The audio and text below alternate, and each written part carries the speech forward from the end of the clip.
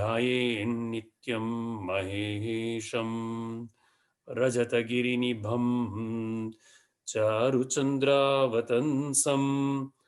रत्नाकल्पोज्ज्वलांगं परशुमृगवरभीतिहस्तं प्रसन्नं पद्मासीनं समन्तात् स्तुतममरगणैः व्याघ्रकृत्तिं वसानं विश्वाद्यं विश्वबीजं निखिलभयहरं पञ्चवक्त्रं त्रिनेत्रम् ॐ नारायणं नमस्कृत्य नरं चैव नरोत्तमं देवीं सरस्वतीं व्यासं ततो जयम् उदीरयेत्। गुरुर्ब्रह्मा गुरुर्विष्णुर्गुरुर्देवो महेश्वरः गुरुः साक्षात् परं ब्रह्म तस्मै श्री गुरवे नमः। श्रुतिस्मृतिपुराणानाम् आलयं करुणालयं नमामि भगवत्पादं शङ्करं लोकशङ्करम्। ॐ सहनाववतु सहनौ भुनक्तु सह वीर्यं करवावहै तेजस्विनावधीतमस्तु मा विद्विषावहै। ॐ शान्ति शान्ति शान्तिः। सर्वोपनिषदो गावो दोग्धा गोपालनन्दनः पार्थो वत्स सुधीर्भोक्ता दुग्धं गीतामृतं महत्। धृतराष्ट्र उवाच धर्मक्षेत्रे कुरुक्षेत्रे समवेतायुयुत्सवः मामकाः पाण्डवाश्चैव किम कुर्वत सञ्जय। श्रीभगवानुवाच क्लैप्यमास्मकमपार्थ नैतत्त्वयुपपद्यते क्षुत्रमृतयितौर्बल्यं त्यक्त्वोत्तिष्ठ परन्तप। यं सन्न्यासमिति प्राहुः योगं तं विद्धि पाण्डव न यसंन्यस्तसङ्कल्पो योगी भवति कश्चन। आरुरुक्षोर्मुनेर्योगं कर्म कारणम् उच्यते योगारूढस्य तस्यैव शमः कारणमुच्यते। यदा हि नेन्द्रियार्थेषु न कर्मस्वनुषज्जते सर्वसङ्कल्पसन्न्यासी योगारूढस्तदुच्यते। उद्धरेदात्मनात्मानं नात्मानम् अवसादयेत् आत्मैव यात्मनो बन्धुः आत्मैव रिपुरात्मनः बन्धुरात्मात्मनस्तस्य येनात्मैवात्मना जितः अनात्मनस्तु शत्रुत्वे वर्तितात्मैव शत्रुवत्। यथा दीपो निवातस्थो नेङ्गते सोपमा स्मृता योगिनो यत् चित्तस्य युञ्जतो योगमात्मनः। यं लब्ध्वा चापरं लाभं मन्यते नाधिकं ततः यस्मिन् स्थितो न दुःखेन गुरुणापि विचाल्यते। शनैः शनैः उपरमेत् बुद्धया धृतिगृहीतया आत्मसंस्थं मनः कृत्वा न किञ्चिदपि चिन्तयेत्। सर्वभूतस्थम् आत्मानं सर्वभूतानि चात्मनि ईक्षते योगयुक्तात्मा सर्वत्र समदर्शनः। यो मां पश्यति सर्वत्र सर्वं च मयि पश्यति तस्याहं न प्रणश्यामि स च मे न प्रणश्यति। अर्जुन उवाच चञ्चलं हि मनः कृष्ण प्रमाथि बलवदृढम् तस्याहं निग्रहं मन्ये वायोरिव सुदुष्करम्। श्रीभगवानुवाच असंशयं महाबाहो मनो दुर्निग्रहं चलम् अभ्यासेन तु कौन्तेय वैराग्येण च गृह्यते। असंयत आत्मना योगो दुष्प्राप इति मे मतिः। वश्यात्मना तु यतता शक्यो वाप्तुमुपायतः। पार्थ नैवेह नामुत्र विनाशस्तस्य विद्यते। न हि कल्याणकृत् कश्चित् दुर्गतिं तात गच्छति। मनुष्याणां सहस्रेषु कश्चिद् यतति सिद्धये। यतताम् अपि सिद्धानां कश्चिन्मां वेत्ति तत्त्वतः। मत्तः परतरं नान्यत् किञ्चिदस्ति धनञ्जय। मयि सर्वम् इदं प्रोतं सूत्रे मणिगणा इव। रसोऽहमप्सु कौन्तेय प्रभास्मि शशिसूर्ययोः। प्रणवः सर्ववेदेषु शब्दः खे पौरुषं नृषु। बीजं मां सर्वभूतानां विद्धि पार्थ सनातनम्। बुद्धिर्बुद्धिमतामस्मि तेजस्तेजस्विनाम् अहम्। बलं बलवतां चाहं कामरागविवर्जितम्।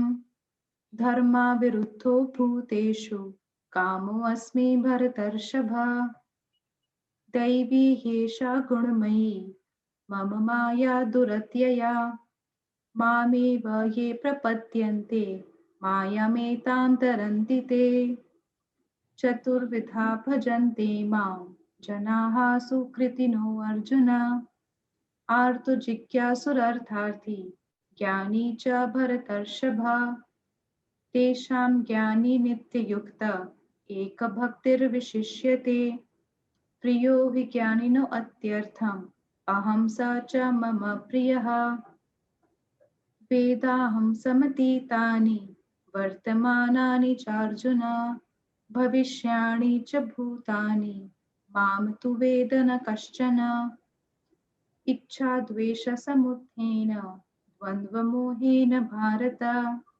सर्वभूतानि सम्मोहं सर्गे यान्ति परन्तप। येषां त्वन्तगतं पापं जनानां पुण्यकर्मणां ते द्वन्द्वमोहनिर्मुक्ता भजन्ते मां दृढव्रताः।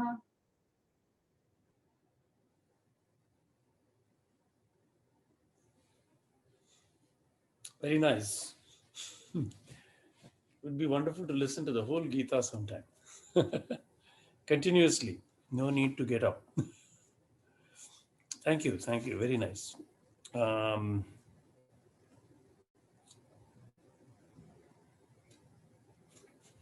so, where were we? 9. 31. We finished 31, Professor. Right, right. So, I guess the recap up till here is Bhagavan's final verdict or message. Samoham sarvabhuteshu name dveshyosti na priyaha ye bhajanti tumam bhaktya mayite teshu chapyaham. I am the same towards all beings. I hate none, nor do I hold any dear. Those who worship me with devotion live in me and I in them. So this is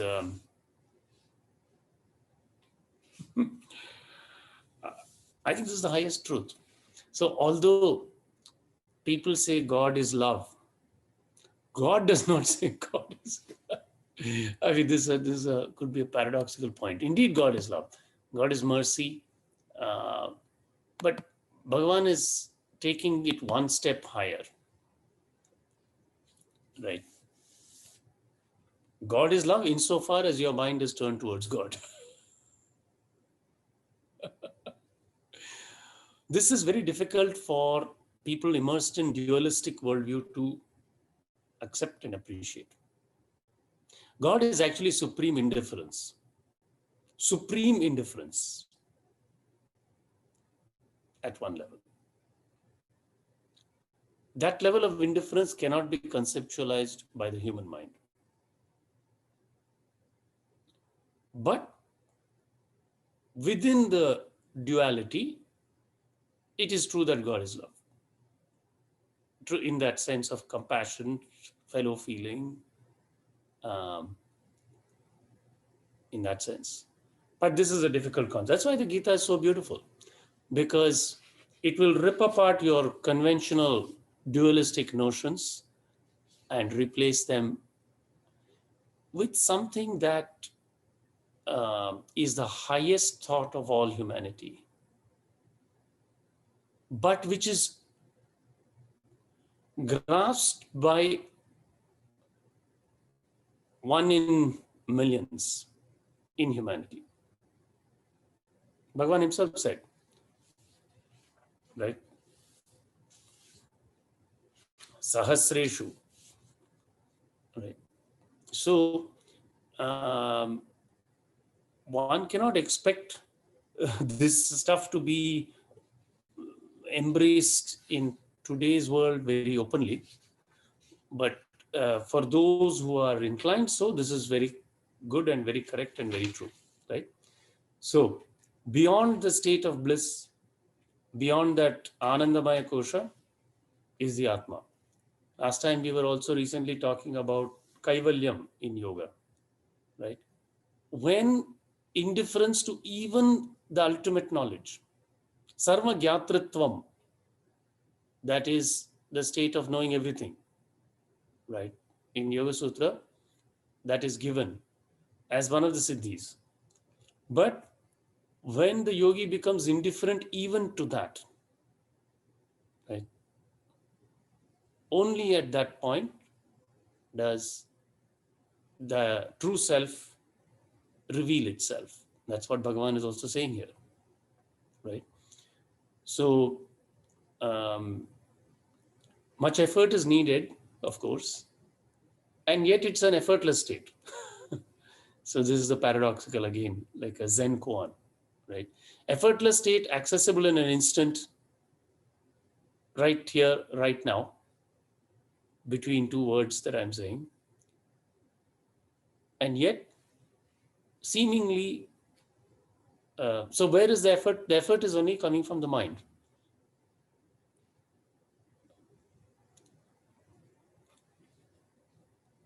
I don't know if I've told you in the past, how big is the ego? The ego is as big as the mind that it conceives, the world that it conceives. So if you think, oh, universe is so huge, your ego is that big.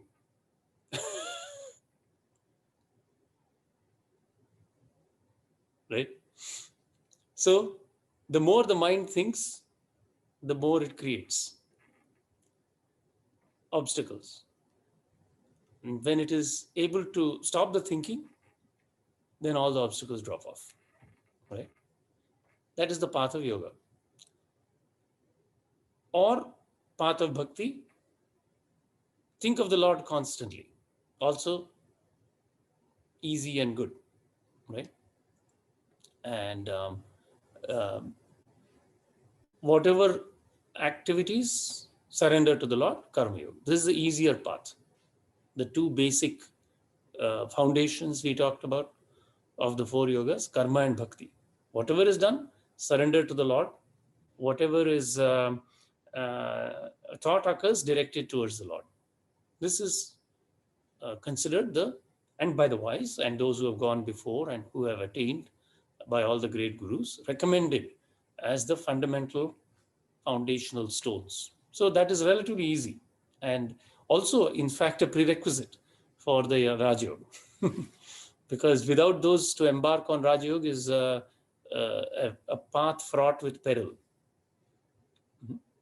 So, karma and bhakti, essential. And then, of course, once Raja Yoga is mastered, or at least a level of mastery is attained, then Jnana Yoga becomes experientially available. But this being part of Jnana Yoga, intellectually first, one should have the seed planted in the mind. So, regardless of that, reading Bhagavad Gita is very useful. Right? In whatever stage one is, it's very powerful. Either if it's first introduction to the concept, very good. If it is 10th introduction, 10th repetition, very good. It's 100th, 1000th, even better. Right? So above all, this reading is very, very productive. Then what does Bhagavan say? In fact, look at how merciful. So now I said God is in supreme indifference. But then people also say God is love, right? That is answer 30. So what does he say? Even if one is extremely wicked, okay? So being a human, I don't even need people to be very wicked. Even if they cut me off at the intersection, I can get angry at them. My standards for getting angry at people are very low. But Bhagavan's standards are completely different, right? It's a divine standard. So, api chet suduracharo, one who is extremely wicked, excelling in wickedness itself. Durachara, sudurachara, right? Bhajate mam ananya bhak. If he worships me exclusively, sadhureva samantavya. He should be considered a sadhu, a good one, a worthy one.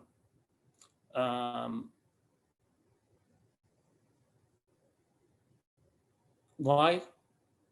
Samyak vyavasito hi saha. Because his resolution is right.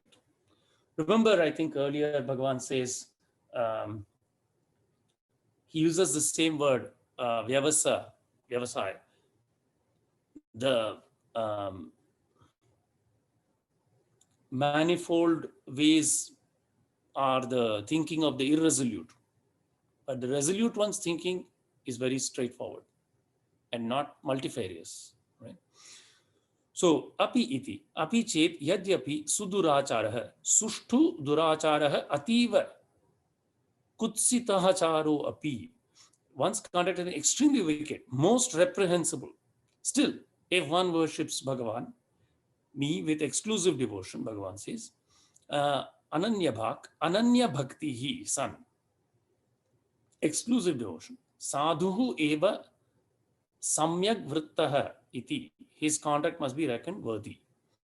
Samantavya, gyatavya. He should be known as such. Samyak yathavat vyavasitah hi saha.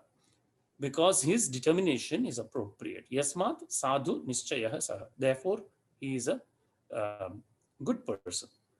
Utsrujya cha bahyam sudaracharatam antah samyak vyavasayasam arthyat. Samarthyat. Vyavasaya samarthyat. Due to his right inner resolve.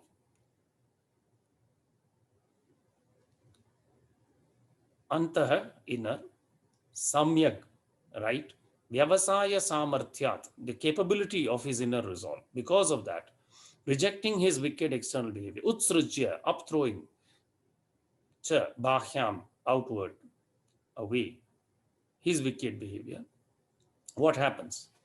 Kshipram bhavati dharmatma shashvat shantim nigacchati kaunteya pratijanihi na me bhakta pranashati. Sorry, was somebody to read? Did we read 31? Yes, Professor. We did. Oh, we did. Kshipram, very soon. Bhavati, he becomes dharmatma, essentially righteous. Shashvat shantim nigacchati, and attains lasting peace. So, from the word shashvatah, shashvat shanti, lasting peace. Kaunteyas, O son of Kunti, pratijanihi, let it be known for certain and proclaim. Na me bhakta pranashyati. My devotee never perishes.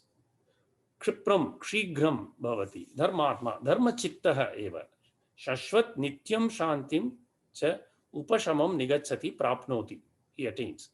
Shrunu paramartham kaunteya. Note the supreme truth, Arjuna. Pratijanihi, nishchitam pratigyam kuru. Know for definitely, without any doubt. Be absolutely assured and proclaim. Na me mama bhaktaha mayi samarpita antaratma mad bhaktaha na pranashyati iti. My devotee who has dedicated his inner self to me will never perish. And then let us see number 32. I can read. Please. मां हि पार्थव्यपाश्रित्य येऽपि स्युः पापयोनयः स्त्रियो वैश्यास्तथा शूद्राः तेऽपि यान्ति परां गतिम्. Huh. Seeking refuge in me, Arjuna, those even of low birth, women, artisans, and serfs, attain the supreme goal. So, this is a tricky verse because it can be interpreted as somehow derogatory to women, but that's not the intent in my uh, understanding of it. That's not the way it is to be taken, and I'll explain why. The because times have changed, in the sense that some parts of the Smriti are contextual, meaning they are rooted in a way of life at a certain time, right? And in the time that Bhagavan Sri Krishna was writing, you see, women's mind is generally associated with the moon. The female principle is associated with the moon. The male principle is associated with the sun, predominantly. And speaking in generalities, all human beings have both. Men also have a mind, and the mind changes. Mind being influenced by the moon. Women also have the sun. They also have a constant consciousness that is illuminating their minds. Historically, it was believed that the solar principle is stronger in men and the lunar principle is stronger in women. And therefore, men were enjoined to do the spiritual tapasya and women were enjoined to be supportive, right? That was true in the Dwapara Yuga. Not anymore true in Kali Yuga.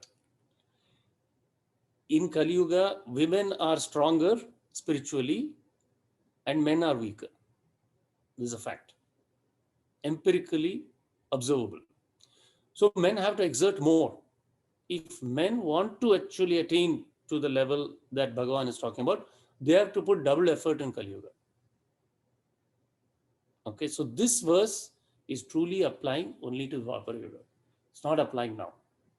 So in those days, women's minds were more fickle, it was considered, and the changing mind will change its opinion from time to time, right? So therefore, it was written like that. Nowadays, men have abdicated their responsibility so completely that their minds are more fickle than that of women. Okay. So the onus is now on men to strengthen. It's not that you cannot do it. We have to do it. You have to demonstrate that you can do it, right? And then one will gain the sort of purusharth that is required, right? Until then, one has to take this verse as applying to the other time, right? So this is a very important point. And also, historically in the Upanishads also, there are women who have attained the highest without doubt and led the way. So, this should not be taken as a somehow excluding women from that. We have even in our own time, Ramakrishna's wife and many other, contemporary saints. So it is not a general, but there can be exceptions. Anyway, so those even of low birth. Now, you see,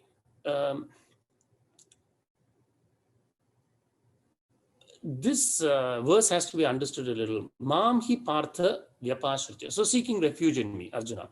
Yepi syuhu, those who are, syuhu is the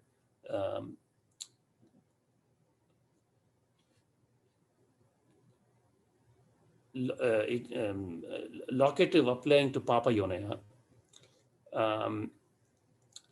who are born in low wombs, ignorant wombs.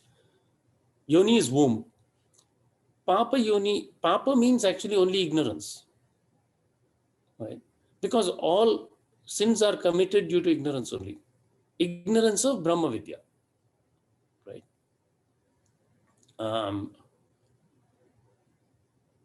At some level, all birth is ignorance only. There is no need to distinguish Papa Yoni or Pune, right? But having taken birth, one has to make effort.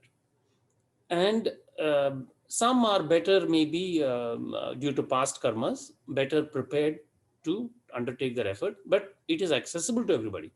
So then Striyo, Vaishya, merchants, Tatha, Shudra, those who are in the given to pleasure, which all of us are. Now we are all also merchants and dealing with money regularly, acquiring money. There is no one who is not having that characteristic in Kali Yuga. And Shudras, there is none of us who does not enjoy pleasure. So, in spite of all that, those who surrender, seek refuge in me, they attain the supreme goal. So, it's still a positive message in my interpretation. And it's an acknowledgement that these characteristics are there in all of us. What are the characteristics that he says as ignorant? Fickleness, changing mind. All our minds change. Nobody's mind is that steady. Engagement in the acquisition of wealth and the dealing of wealth. We are all engaged in that. Nobody is immune to that. Taking pleasure in the senses. We are all engaged in that, dealing with that. So this is not a superiority contest, but in fact, even all those, if they surrender, will reach the goal. So in that, interpreted in that way, it's actually an empowering and uplifting message. Acha, so questions, comments. Since this was a particularly tricky verse, feel free to quiz me because I don't know the right answers. I only given an opinion. Or we can read also the translation commentary. Mam hi yasmat partha vyapashritya mam ashrayatvena grihitva yepi syuhu bhaveyuhu papayonah papayonihi yesham te papayonah papajanmanah low or sinful birth ke te ityah striyah vaishyah tata shudrah te api yanti gachanti param prakrishtam gatim. So Bhagavan Sri Shankaracharya has given a fairly literal translation of the verse. Probably in his time, there was no further explanation needed.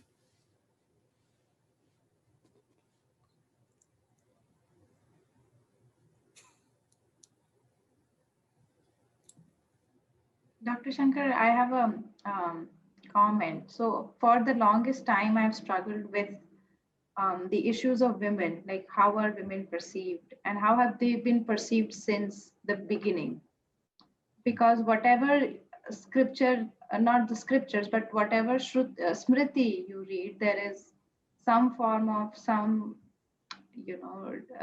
some derogatory or demeaning of words used. But today, I think I got some clarity because only when you said that this is smriti and not the shruti. Mm-hmm. So anytime, because I have to convince myself before explaining things to others. So if next time somebody asks me about women and Hinduism, then I can bring this point up that this is all smriti, which is contextual. It's not the shruti. If we read in the Vedas, then there is no distinction.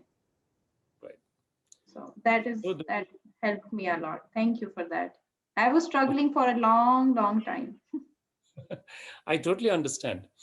And thank you for bringing it, because there are two reactions that this normally evokes. I found in my experience. The first is women sometimes feel very outraged, and straight away they don't want to deal with it anymore. They don't even want to open the book or come and talk to me or anything, and it feels like, oh, this is a male patriarchal text, and that's what all the scriptures are all about. You take this or Manusmriti or other things even. The other reaction is sometimes people just gloss over it and they try to maybe ignore it, so that it, yes, contemporary life is different, but we'll just ignore it, right? But I'm glad I think truly, if we want to include and welcome everyone into it, then it has to be interpreted in the modern context. Otherwise, we will lose a 50% of our followers of Sanatana Dharma, who are our esteemed ladies. And more importantly, they being the main vehicles of cultural transmission and transmission of religious values, transmission of faith, it will be a disaster. You know, these men have to wake up and realize. That's all. This is not it's not about feminism. This is about just understanding Rita and Dharma. You know, Yes. So the Smriti is bound by Desha, Kal, Paristhiti, place, time, and circumstance. The Bhagavad Gita is a very unique Smriti because 99% of it is not bound by place, time, and circumstance. The message is 99% eternal. In just a few verses, describes in the particular situational context in that time. You know, if we take a book from 100 years ago, dealing with African Americans, or you take a movie from the 1980s, 40 years ago only, dealing with African Americans, my friends tell me that their children cringe when they watch these things, or if they are made to read these things, because the portrayal and representation of African Americans has been very derogatory, even scarce 40 years ago. You know, Right. the number of public apologies that people have made for statements they have made 30 years ago is remarkable. Very fast changing. So those things, if you ask, have they stood the test of time? No. I mean, some comedy shows you cannot watch anymore. If somebody watches them, they'll be accused of being complicit with that kind of derogatory stuff. There is so much public shaming on social media now. People are just being ripped out of their senior positions if they are shown to be participating in some blackface or something like that at these Halloween parties. And rightly so, you know, at some level, rightly so. But at the same time, one can also say that if we look at those who have passed on 100 years ago, we cannot judge them by today's standards. Also, there's another way to look at it, which is they might have been completely well-meaning people, but cannot be judged by today's standards. To both are reasonable ways to think about it. Ultimately, what is the feeling in the heart? Can we know that? We cannot know that feeling in the heart of anybody. We cannot go into their heart and say, did they mean this in a harsh way, or were they merely using the language of the times? Very difficult. Don't you think? I agree, but I think Dr. Shankar, the main, it becomes tricky when it comes from Bhagwan himself, or when it's in the scriptures. That's when it becomes tricky. If mortals are involved, or if the lower beings are involved, then it's all forgiven, or it's all taken with a pinch of salt. But when Bhagwan is involved, then it becomes tricky, because I think in that case a deeper understanding is required, because it cannot be overlooked. I agree. And that's a very valid point. I agree with you that the analogy breaks down when it becomes the divine word. But as I said, the main understanding that when I see Sri there, I understand it as predominance of the mind's fickleness, the lunar part, because all of us have a mind, and the mind changes. Just like the moon waxes and wanes, the mind changes for all of us. If you can hold it steady, then you have overcome that aspect that is attributed to womanhood. Right? And yet there are also men born in male bodies whose mind changes a lot. Right? Dr. Shankar, is it possible that in the olden times, that Purush and Stri, these words were used for attributes, and later on they became associated with genders?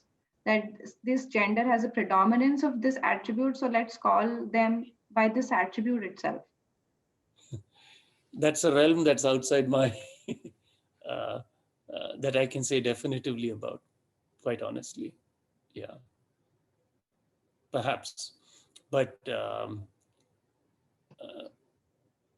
yeah, that's a tough one to say. I take it more that um,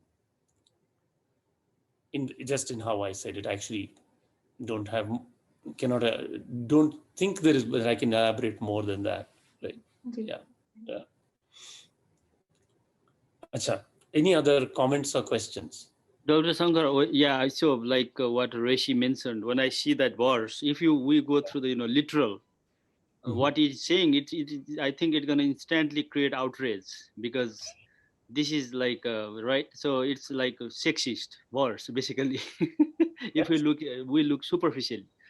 Yeah. So when you like the way they explain the insights, the read between the lines and then context. Now it clearly makes sense. I had that question when I went through this verse yesterday.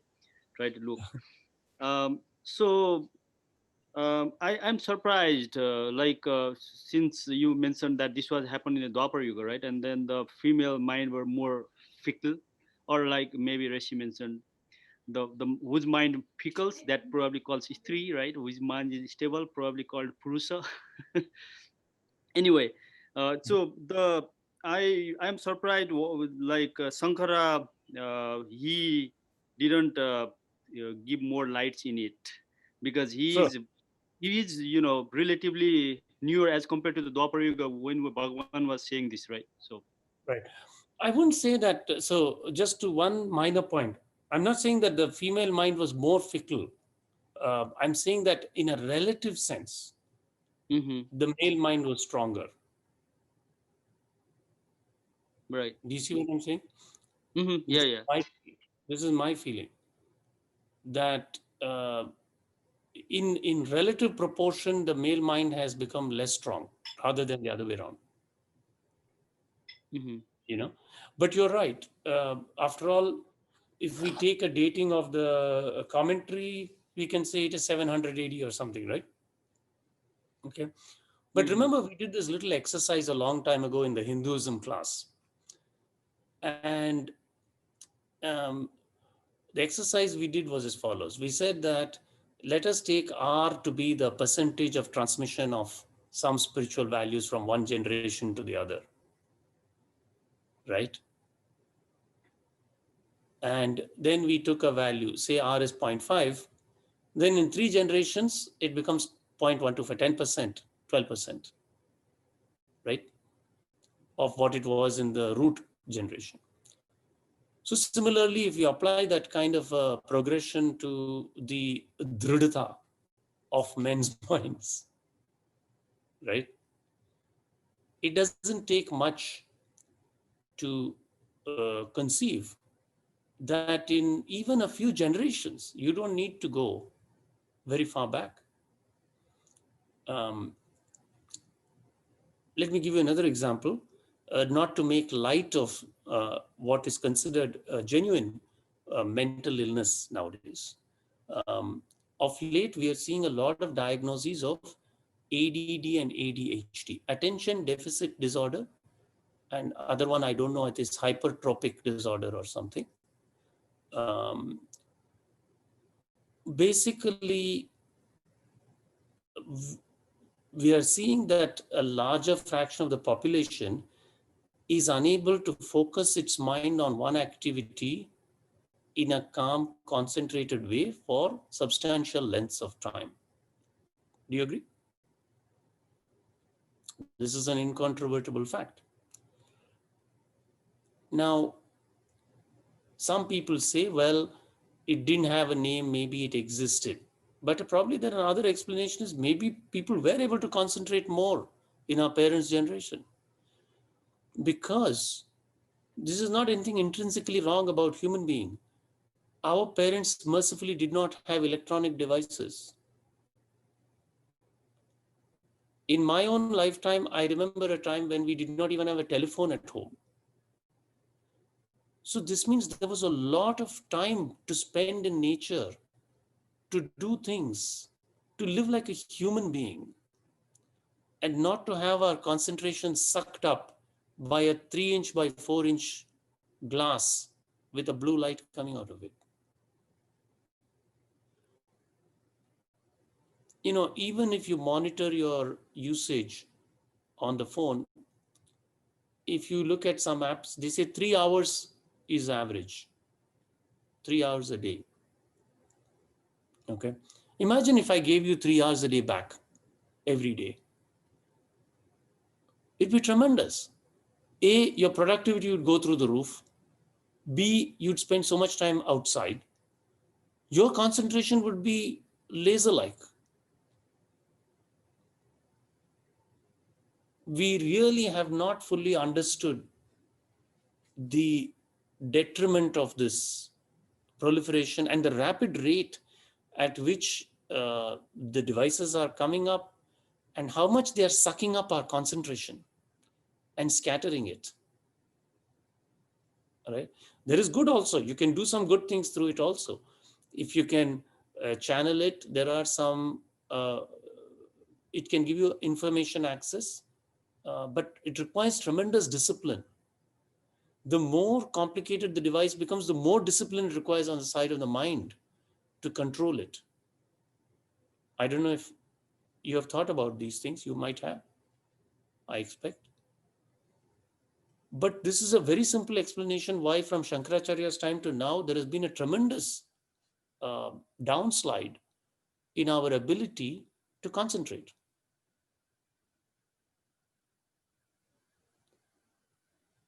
I mean, I have experienced this personally. Because in the past, it was not that our mind was not distracted in the past, don't get me wrong. But if we took a break, it would be to go for a walk or we do something. This constant tug back into this 3-inch by 4-inch glass was not there, you know. Now you have so many people saying, you know, how to improve your focus, how to improve your concentration and things like that. I myself have timer on it. 8 a.m. to 8 p.m. only it is allowed on my phone. After that, it says time locked. I impose it myself because I don't want it to invade the 8 p.m. to 8 a.m. time zone. But it's a very dangerous, in my opinion, it's a very, very tricky and dangerous device. Much care is required to use it carefully.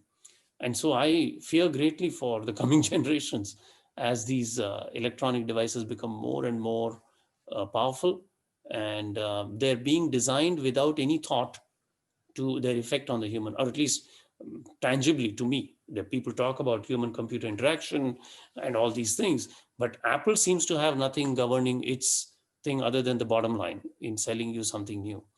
And that's the problem. You know, the ethics of what impact this has on society has departed the drive in technology. This is the sad thing. You know, it's a fact. And the only thing that drives is the bottom line, pretty much. There are very few checks on, is this truly helping the human race? Now, the difference between the Bhagavad Gita, and that is exactly that. The Bhagavad Gita and others done by the rishis that we have were with the benefit of the whole human race in mind. That's the main difference, right? And that can only come from a person who has controlled their own desire. They were not looking for book publishing contracts or their fame, right? So that is the outpouring of this. So anyway, sorry, bit of a digression, but Mahesh, I hope that might somewhat in a long-winded way explain your point. Sure. Yeah, definitely. Yeah. Thank you.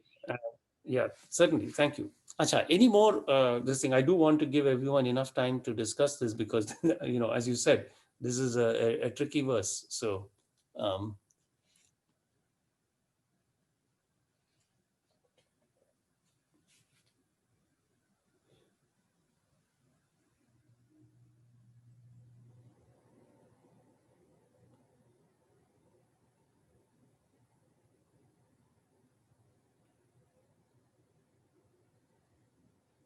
Acha.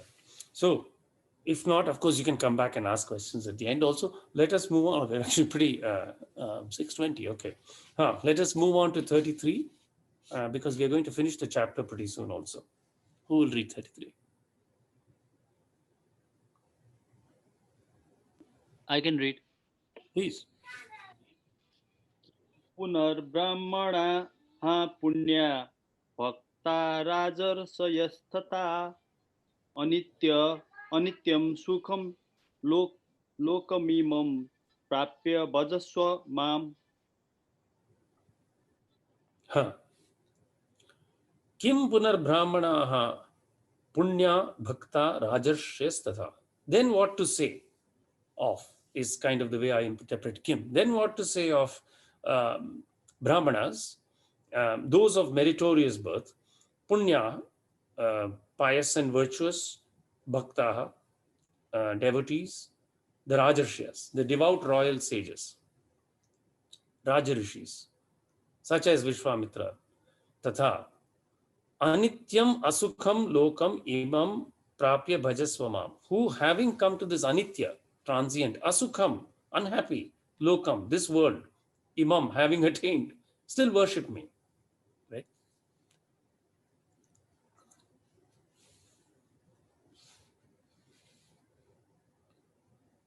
Kim punaha iti, kim punaha brahmanaha punyaha, punyayonayah bhaktaha rajarshayah tatha rajanascha te rishayascha iti rajarshayah yatah evam, or Janaka for instance, yatah evam atah anityam kshana bhanguram asukham cha sukha varjitam imam lokam manushya lokam prapya purushartha sadhanam durlabham manushyatvam labdva bhajasva sevasva mam. Such having come to trans, as I mentioned, this perception of the world, whether it is pleasurable or not, depends on the perspective. So when one sees the transience of the sense pleasures, ultimate decay of the body, inevitable, and the pains that bodily embodiment brings, then sarvam eva dukkham vivekinaha, Yoga Sutra verse. All this indeed is, now that sounds depressing, but it's true in the sense of until the true wisdom dawns, and then one is able to permanently establish in the vision of the Upanishads, which is Nandama Sharadashata, knowing that Brahma Vidya may we enjoy for 100 years, right? But until that wisdom is become permanent, definitely it is one should take heed of the Yoga Sutra verse, Sarvameva Dukkham Vivekina, that that transient world is indeed full of sorrow. How? So, last verse, please.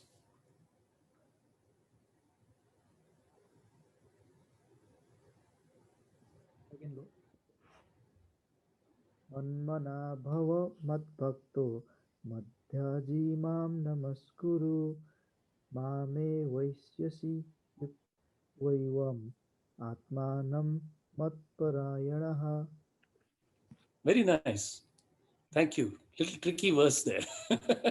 Very nice reading. Manmana bhava. Set your mind on me. Mad bhaktaha. Be my devotee. Mad yaji. Sacrifice unto me. Mam namaskuru. Pay obeisance to me. Mameva eshyasi. Being wholly intent on me, you will reach me. That actually, eshyasi is you will unite. You will surely come to me. So mameva eshyasi is the, you will surely come to me. Yuktva eva evam atmanam mat parayana, having united yourself, thus uniting yourself. Actually, I would translate it as having united. Yuktva evam atmanam mat parayana, being wholly intent on me. Manmana iti mayi vasudeve manaha yasya tava satvam manmanaha bhava. Set your mind on me, Vasudeva, so to be my devotee. Tatha mad bhaktaha bhava. Mad yaji, Mad yajanashilaha bhava. Habitually sacrifice to me. Mameva cha namaskuru. To me alone pay obeisance. Mameva Ishwaram Eshyasi. With your mind united. Thus you're sure to come to me, the Lord. Agamishyasi. Yuktva samadhaya chittam. Be wholly intent on me. Evam atmanam mam, for I am the self of all beings. Aham hi sarvesham bhutanam atma. Paracha gatihi. Param ayanam. I am the supreme destiny and the supreme support. Evam atmanam mam. Aham hi sarvesham bhutanam atma. Okay, that's done. Tam mam evam bhutam eshyasi. Iti atitena sambandha. Mat parayana san ityartha. To me, so understood, you will come. Thus have the construction to be made, has the construction to be made for your holy intent on me. So this echoes again a point I made little earlier, that bhakti is the, so if you think of the pyramid, 1 foot in bhakti, 1 foot in karma yoga, middle Raj Yoga, and culminating top Jnana Yoga. And Bhagavan again gives the same message. And he is delighted when we read his words. And he is delighted when the Bhagavad Gita is recited, when it is understood, when it is discussed. And whatever be the situation, how many ever cell phones we are subjected to, he will still, if one's mind is intent on Vasudeva, even in the most krura yugas, he delivers without fail. That is his word, right? However difficult the situation, however one may conceive one's birth as the lowest of the low, in a house filled with cell phones, even so, liberation is possible because of his grace. So, very delightful. Let me read the last, of course. Iti Srimat Paramahamsa Parivrajaka Acharya Govinda Bhagavat Pujya Pada. Oh, sorry, before that. Iti Sri Mahabharate Shata Sahasryam Samhitayam Vayyasikyam Bhishma Parvani Sri Mad Bhagavad Gita Su Upanishatsu Brahma Vidyayam Yoga Shastre Sri Krishnarjuna Samvade Raja Vidya Raja Guhya Yogo Nama Navamo Adhyayah Iti Srimat Paramahamsa Parivrajaka Acharya Govinda Bhagavat Pujyapada Shishya Srimat Shankara Bhagavatah Kritau Srimat Bhagavad Gita Bhashye Rajavidya Rajaguhya Yogo Nama Navamo Adhyayah. So most delightful, most beautiful, 9th chapter on royal science and the royal mystery. So we are about halfway through in terms of the adhyayas.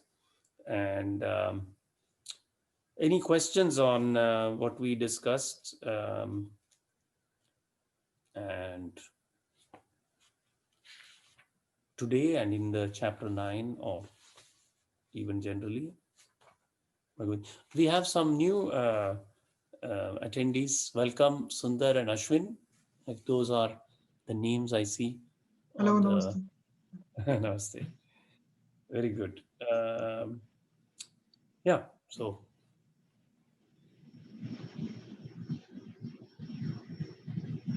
Yeah, it was a very nice session. I attended for the first time. Archit told me about it. Archit, wonderful. Welcome, yes. And Sundar was my roommate before, so he previously attended few sessions. So recently moved, so I sent him a link so he can join later on. Very nice.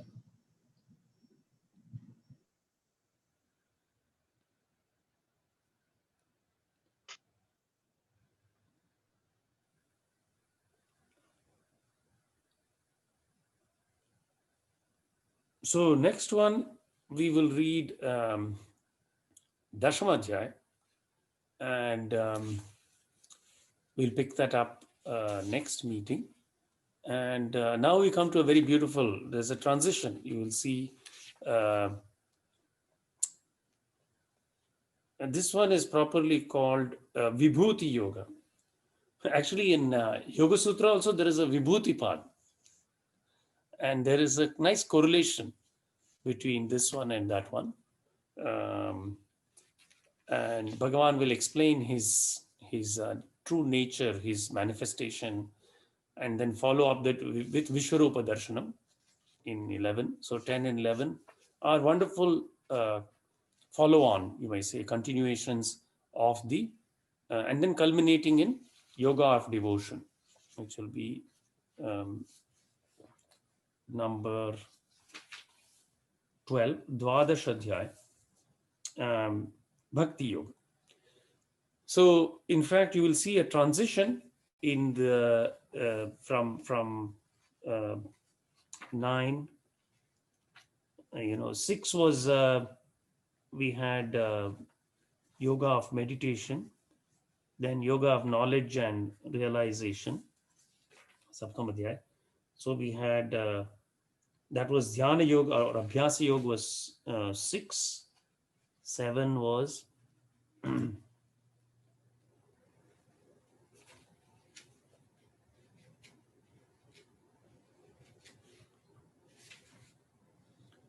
Jnana Vijnana Yoga, knowledge and realization. And then 8 was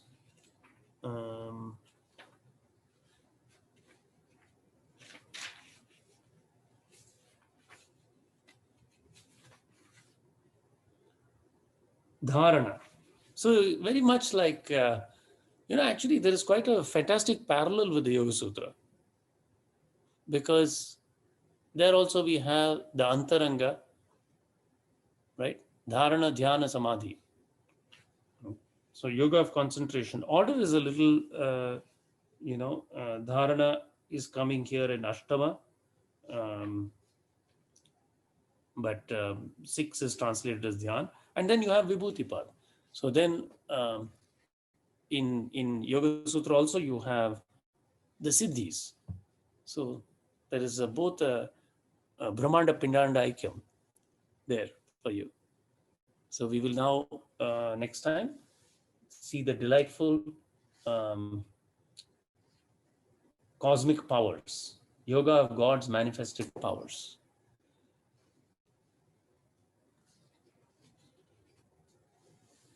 So all this is very delightful to read, wonderful way to spend the time. I hope you enjoyed. And any final questions on what we discussed today, or on chapter, or entire Gita, or anything that is on your mind?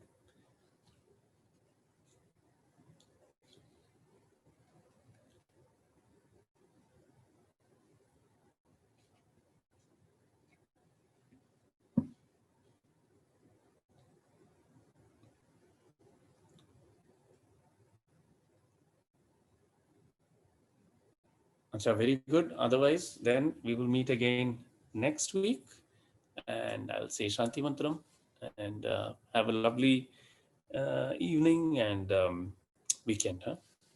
Cha. Om Tacham Yoravrimahe Gatum Yajnaya Gatum Yajnapataye Daivihi Swastirastunaham Swastirmanushabhyaham Urdhvam Jigatu Bheshajam Shanno Astu Dvipadehe Sham Chatushpade Om Shanti Shanti Shanti.